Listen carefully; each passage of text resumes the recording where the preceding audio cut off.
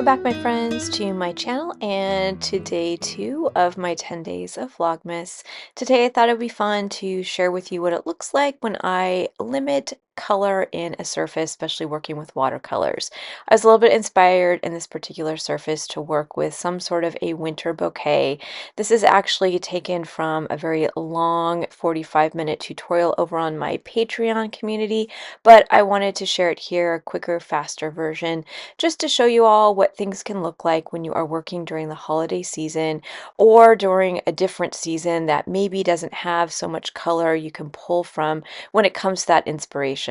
I love limiting color. I also love challenging myself to work with specific colors. And because we are in full swing holidays over here in my neck of the woods, I wanted to really challenge myself to work with lots of different shades of white. But that means for me that I'm actually going to be working with lots of different shades of grays, cool grays, warm grays, and then I wanted to incorporate both red and green, but in a way that didn't feel so much like Christmas, but more like the winter season. So I'm gonna let you all watch me work through this process, and I'm hoping a surface like this inspires you to get thinking about not only creating with inspiration pulled from seasons, whether it's winter, spring, fall, or summer, but also what it might look like to challenge yourself when working with your color choices, whether it's going all in with colors that really symbolize or represent that season, or if you, like I am in this case, eliminate color and really challenge yourself to work with those limitations in really unique and creative ways.